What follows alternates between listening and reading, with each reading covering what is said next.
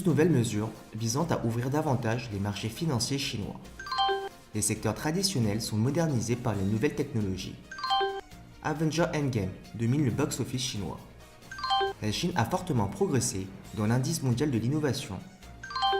La génération Y est devenue le moteur principal pour les produits de luxe en Chine. Un total de 12 nouvelles règles seront publiées prochainement sur la base de recherche et d'évaluation approfondie. Le président de la Commission de contrôle des banques et des assurances de la Chine a indiqué que de nombreuses limites seront supprimées cette fois-ci. Alors, quelles sont exactement ces nouvelles mesures? Les plafonds de participation dans les banques commerciales chinoises seront supprimés pour les banques locales et étrangères. Et le gouvernement prévoit également de supprimer plusieurs exigences en capital, y compris la nécessité pour les banques étrangères d'avoir 10 milliards de dollars d'actifs avant de créer une entité légale en Chine, ou bien 20 milliards de dollars avant d'établir une succursale. Le gouvernement va également supprimer les procédures d'approbation des banques étrangères qui opèrent en yuan, et les sociétés d'assurance n'auront plus besoin d'avoir 30 ans d'expérience et 200 millions de dollars d'actifs pour mener leurs activités en Chine. Les instituts financiers étrangers seront autorisés à investir dans les compagnies d'assurance à capitaux étrangers en Chine, et les assureurs étrangers pourront également créer des branches d'activité ici. De plus, les banques étrangères seront autorisées à fournir des reçus et des services de paiement pour les entreprises en Chine. Quelques règles ont été assouplies pour les investisseurs étrangers et chinois. Le gouvernement ne limitera plus le nombre d'actionnaires chinois dans les joint ventures bancaires. Les institutions financières étrangères et les banques privées chinoises seront encouragées à coopérer dans le secteur de la banque et de l'assurance. Le gouvernement prévoit également d'ouvrir davantage l'accès au marché des sociétés de crédit à la... Les autorités financières traiteront toutes les entités nationales et étrangères sur un pied d'égalité, alors que la coopération et la concurrence seront gérées selon les mêmes règles. Cette décision est considérée comme faisant partie des efforts du gouvernement pour créer des conditions plus équitables pour les investisseurs étrangers opérant dans le secteur financier chinois. Les données ont révélé que les banques étrangères ne représentaient que 1,6 point de pourcentage du secteur financier chinois, alors que 6,4 points de pourcentage du secteur de l'assurance dans le pays est occupé par les investisseurs étrangers.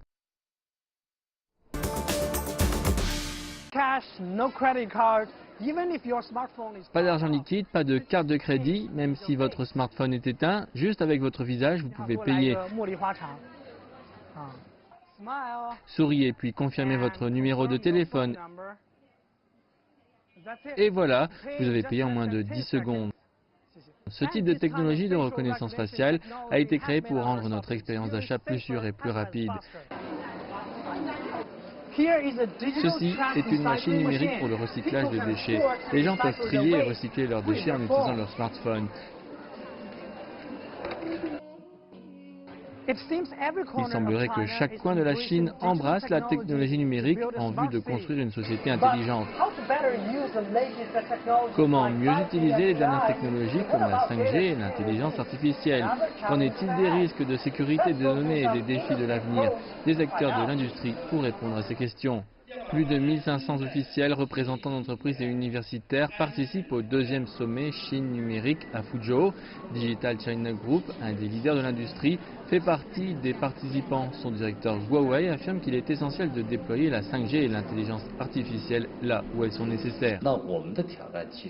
L'un de nos principaux défis est de déterminer comment utiliser les dernières technologies pour moderniser l'infrastructure des secteurs traditionnels. De nombreuses entreprises numériques ne comprennent pas le réel besoin des industries traditionnelles. De la gouvernance électronique aux villes et usines intelligentes, l'économie numérique chinoise a produit d'énormes données. De nombreuses entreprises attendent plus d'une politique de soutien afin de partager et d'utiliser au mieux la valeur des données.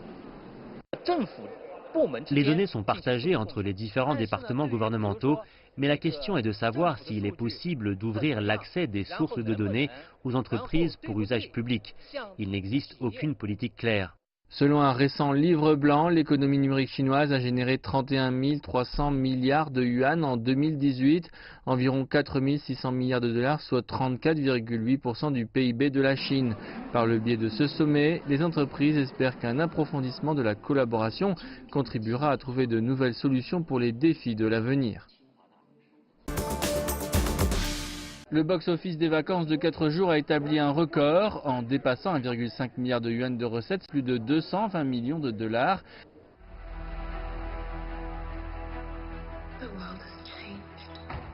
Avengers Endgame a compté pour 80% de ses recettes. Le film de super-héros a dépassé 1,2 milliard de yuan durant la période de 4 jours selon le réseau d'information des données cinématographiques de Chine. Du 23 avril au 4 mai, les recettes du film ont atteint 3,8 milliards de yuan et le long métrage se classe 3e dans l'histoire du box-office de la partie continentale de la Chine. Le film a battu plusieurs records durant les 11 jours depuis sa sortie, et notamment ceux de la prévente de billets, du box-office journalier et du box-office des films importés.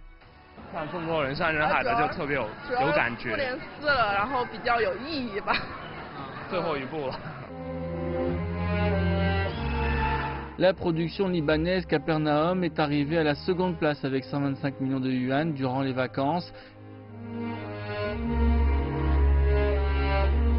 Le film avait remporté le prix du jury au Festival de Cannes en 2018 et un Golden Globe pour le meilleur film en langue étrangère. La réalisatrice Nadine Labaki a déclaré qu'elle était heureuse que des gens du monde entier puissent en apprendre davantage sur le Liban via son film. Ce film est basé sur beaucoup de recherches. Nous avons fait 3 ans de recherche avant d'écrire quoi que ce soit. C'est réellement sur une base quotidienne que nous sommes allés sur place, que nous sommes allés dans les quartiers et les endroits les plus défavorisés du Liban, que nous avons parlé avec les enfants, parlé à leurs familles, parlé à la communauté, que nous sommes allés dans les prisons et les centres de détention, dans les tribunaux. Nous avons passé du temps dans les tribunaux. J'ai essayé autant que possible de comprendre les problèmes sous tous les angles.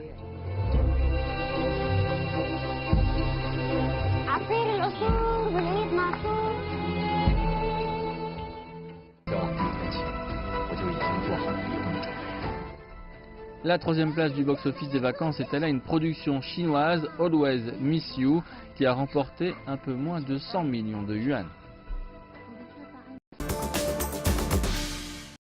Selon un rapport publié par l'Organisation mondiale de la propriété intellectuelle, l'indice d'innovation de la partie continentale de la Chine a fait un bond, passant à la 17e place au niveau mondial, avec 11,5 brevets d'invention pour 10 000 personnes en 2018.